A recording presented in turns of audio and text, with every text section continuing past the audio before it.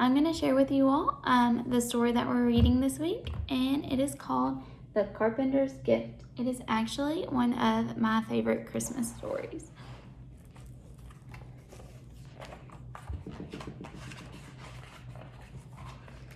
Nearly a lifetime had passed, but Henry could still remember what it felt like to wake up in the old shack, especially during winter time. In those days, the Great Depression gripped the country, and like many people, Henry's parents were out of work. They couldn't afford coal for the stove or warm blankets for the beds, so young Henry usually woke up with a shiver. But he didn't complain because it was nobody's fault. Instead, he visited warm places in his mind.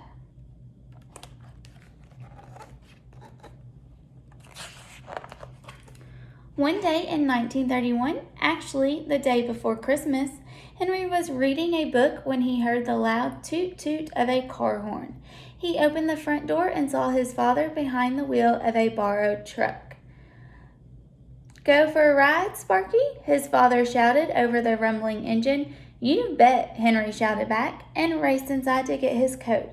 Riding in any sort of car was a special treat for Henry, not to be missed. Soon he was sitting beside his father, nose pressed to the window glass.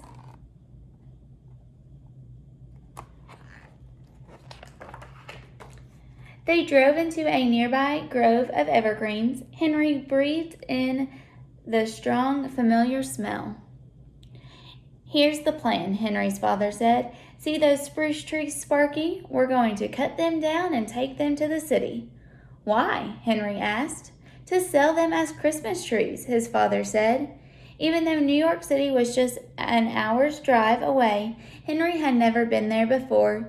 He shivered with excitement at the thought of seeing all those tall buildings scraping the sky.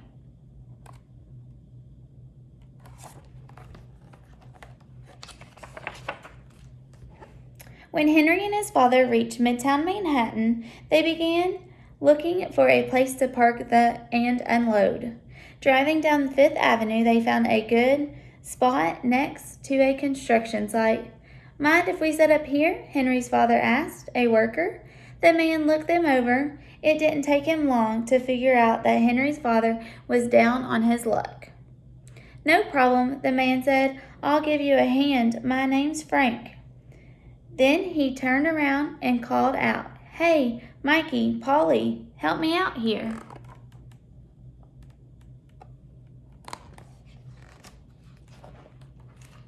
For the rest of the afternoon, Henry and his father sold trees to passerbyers. By the end of the day, they had earned enough money to make the trip a success. "We should be getting home now," Henry's father said, as the sun set behind a tall building. "What about the rest of the trees?" Henry asked. "I thought we'd give them to Frank and the other fellas." Henry nodded in agreement. The best presents are the ones you don't expect, he thought.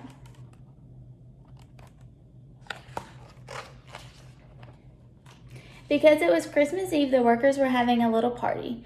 Frank and the others took the tallest of the trees that Henry and his father had given them and decorated it with whatever they could cobble together. Paper garlands, cranberries thread into string, and even a few shiny tin cans. Henry added an ornament of his own, made of newspaper that he folded into a star. In the background, he could hear his father talking with Frank about grown-up things, the hard times for Henry's family, the shack in which they lived. But Henry didn't want to think about those things. He just wanted to look at the most marvelous Christmas tree he had ever seen.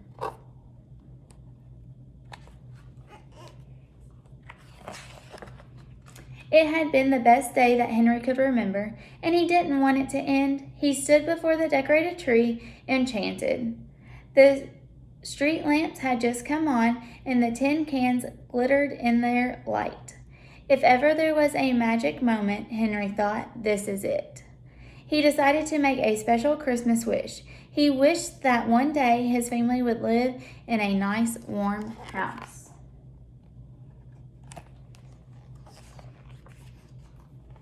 After making his wish, Henry opened his eyes. His gaze fell on a pine cone lying on the ground. He picked it up and was turning it over in his hands when he felt his father's grip on his shoulder. "Time to go, Sparky," his father said. Henry stuffed the pine cone in his pocket, said good night to the workers, and walked with his father back to the truck.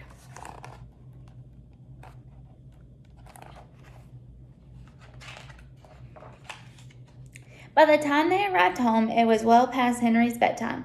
"You must be exhausted," his mother said, slipping off his boots. "Straight to bed with you."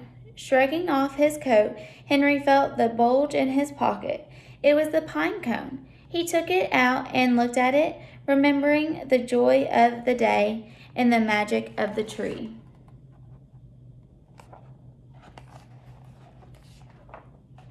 The next morning, Henry's parents let him sleep late. In fact, it was well past 8 when the toot-toot of several car horns woke him up.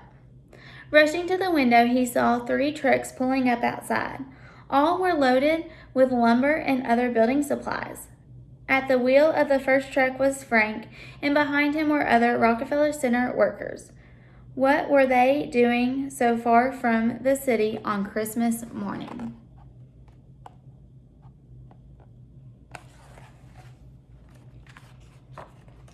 "Frank got out of the truck after you left. We got to thinking," he said. "There was all this extra wood lying around, and we had the day off, so we thought we'd drive up and see what we could do to help you with this house of yours." Frank looked the shack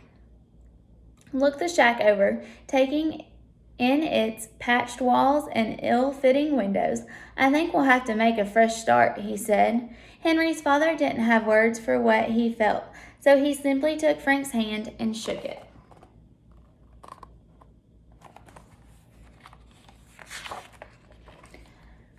The sound of sawing, hammer, and hammering traveled far enough that Christmas morning for Henry's neighbors to wonder what was going on. A few walked over, saw the new house going up, and spread the word. By mid-afternoon, a dozen more people were pitching in. As the new house took shape, Frank called Henry over. "See those boards?" he said, pointing to the stack of cedar. "We're going to use them to trim the windows, but they've got nails in them. I need you to pull the nails out." Henry moved to fetch the boards, but Frank called him back. Digging into his toolbox, he handed Henry an old claw hammer. "You'll be needing this," Frank said. By nightfall, the frame of the new house was nearly done. By week's end, it had a roof, and soon enough, it was ready for Henry's family to move in.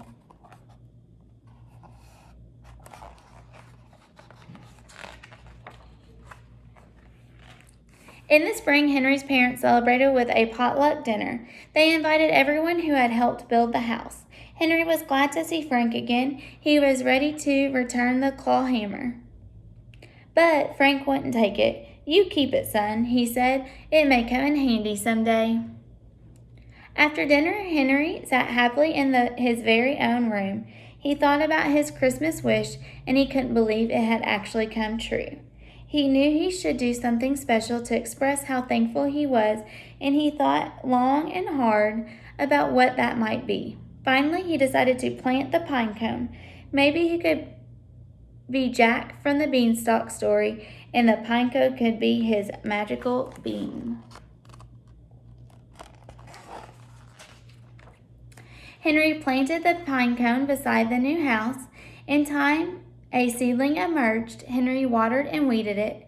As time passed, both he and the tree grew tall and strong. Henry especially liked to hammer away in its shade, and he became quite a good carpenter, building many projects with his skilled hands.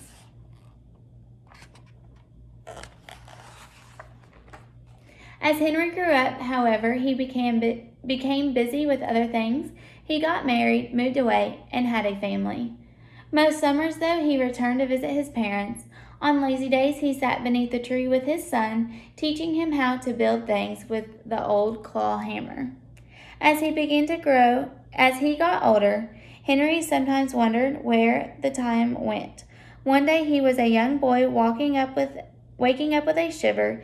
Then the next he was an old man living alone. Not needing a big place anymore, he decided to move back into the house where he had grown up.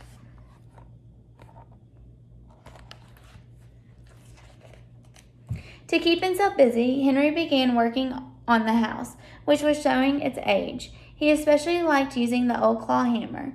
Its polished handle, smooth and dark from wear, felt comfortable in his hand. One day, as Henry worked on the porch, a man drove up to see him. The man told Henry that he worked for the Rockefeller Center and that it was his job to pick out the Christmas tree each year. "I just love your spruce," the man said. "When I saw it from my helicopter yesterday, I knew that it had to be this year's tree." Henry wasn't sure what to do. He knew that being asked was an honor, but he and the tree had been together a long time, and he was reluctant to let it go. "I know that I'm asking a lot," the man said, "but if you agree, I can promise you that your tree will bring joy to millions of people." Henry thought some more. "And when the holiday season is over," the man continued, "we mill the tree and use the lumber to help a family in need build a new home." A family in need? Suddenly Henry felt a shiver, and the calendar in his mind flipped back to 1931, driving to New York with his father, meeting Frank and the other workers, building the house, planting the tree. He knew what he had to do.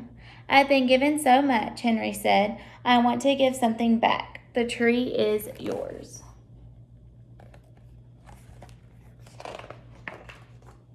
Just before Thanksgiving, Henry received an invitation to the tree lighting. On the special day, a car picked him up and drove him all the way to Rockefeller Center, where he met the family whose new home would be built with the tree's lumber.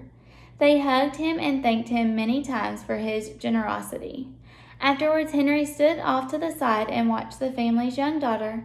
"It's so beautiful," the girl said softly as she stared at the enormous tree. Then something caught the child's eye. A pine cone had fallen to the ground. Picking it up, she turned it over and over in her hands before stuffing it into her pocket. If ever there was a magic moment, Henry thought, this is it.